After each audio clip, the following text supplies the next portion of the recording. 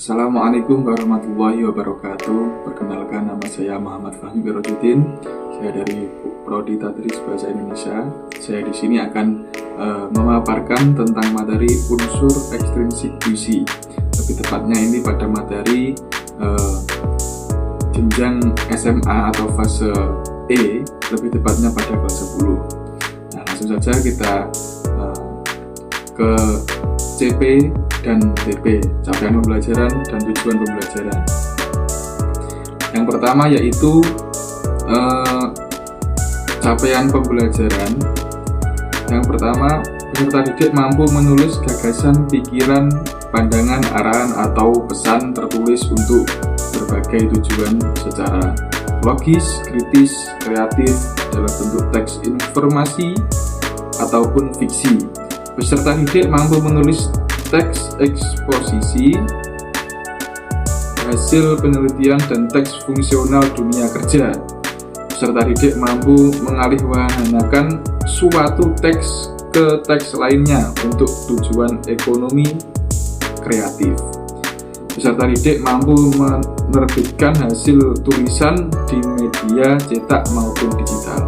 Sementara tujuan pembelajaran pada materi kali ini yaitu yang pertama, peserta didik mampu memahami unsur ekstrinsik puisi.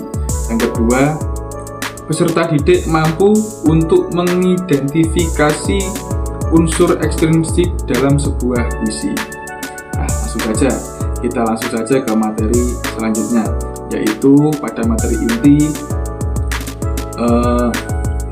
unsur ekstrinsik pada puisi. Unsur ekstrinsik puisi adalah segala faktor luar yang melatar belakangi penciptaan puisi.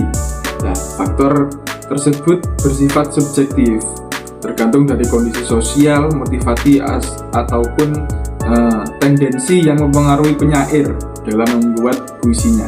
Jadi, bisa dikatakan unsur ekstrinsik puisi adalah unsur pembangun yang berada di luar puisi, tetapi secara tidak langsung mempengaruhi isinya. Dan unsur ekstrinsik puisi ini ada bermacam-macam. Nah, yang pertama ada menurut Vanani tahun 2000,77, unsur ekstrinsik puisi meliputi tradisi dan nilai-nilai. Selanjutnya struktur kehidupan sosial, keyakinan dan pandangan hidup, lingkungan hidup, suasana politik, agama, dan sebagainya.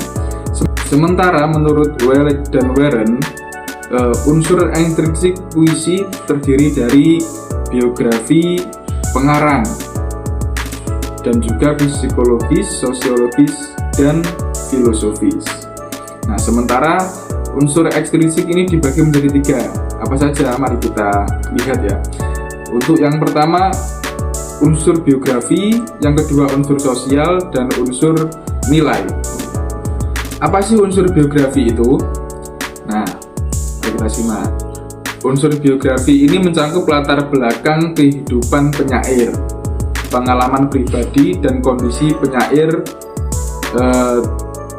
pada saat menciptakan sebuah puisi. Seringkali tercermin dalam puisi yang mereka buat.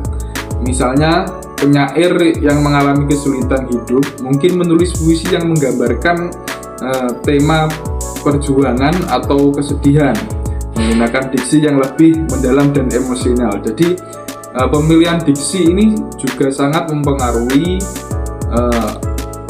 isi atau rasa yang dituangkan oleh penyair dalam sebuah puisi. Dan unsur biografi ini juga sesuai dengan penjelasan yang tadi. Apabila seorang penyair ini menggambarkan kejadian yang pernah mereka alami, apabila menggambarkan kejadian yang pengalaman yang pahit ketika penyair mengalaminya, maka mungkin diksi atau kata yang digunakan itu lebih nuansanya itu memberikan kesan menyentuh hati atau memberikan kesan haru, seperti itu. Selanjutnya ada unsur sosial.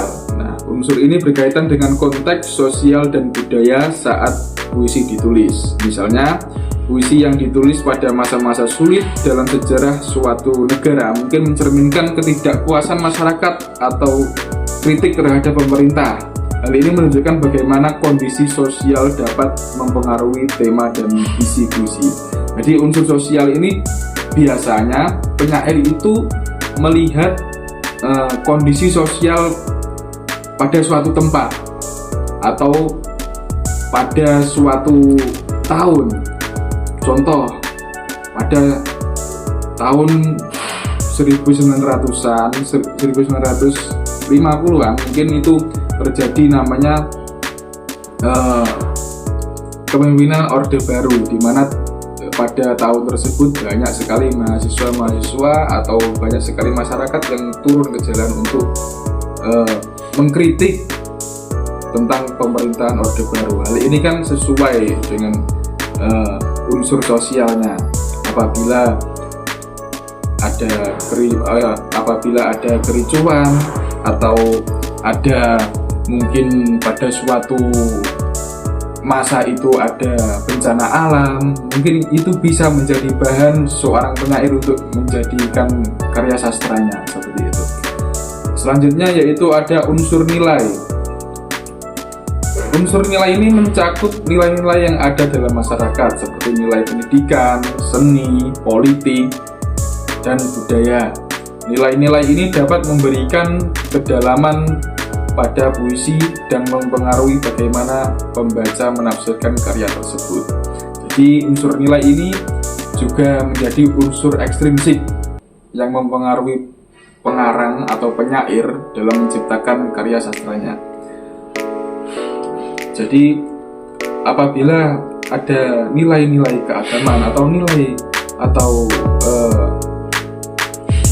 nilai-nilai yang termuat dalam suatu puisi, biasanya itu memuat nilai seni, politik maupun budaya.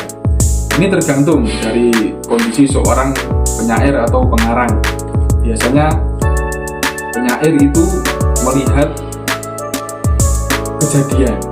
kejadian di mana pada suatu tragedi itu mempunyai atau suatu peristiwa itu mempunyai nilai-nilai sosial atau nilai politik. Contohnya baru-baru kemarin kan ada pemilihan pilkada atau pemilihan presiden. Di situ kan juga termasuk mempunyai bobot atau nilai politik, di mana biasanya seorang penulis atau pengarang puisi ini bisa menjadi sebuah inspirasi untuk menjadikan sebuah karya sastranya, terutama pada sastrawan puisi kontemporer. Seperti itu. Kesimpulan dari keseluruhan tersebut yaitu secara keseluruhan unsur ekstrinsik ini berfungsi untuk memberikan konteks dan kedalaman pada puisi, di mana unsur ekstrinsik sangat membantu pembaca memahami latar belakang dan motivasi di balik karya sastra tersebut. Nah, selain unsur intrinsik, unsur ekstrinsik ini sangat membantu seorang pembaca untuk memahami apa sih sebenarnya yang diutarakan atau yang dituangkan atau yang diinginkan seorang penyair ini terhadap puisi yang diciptakannya, yaitu selain unsur intrinsik bisa dilihat dari unsur ekstrinsiknya. Seperti itu. Sekian dari saya. Wassalamualaikum.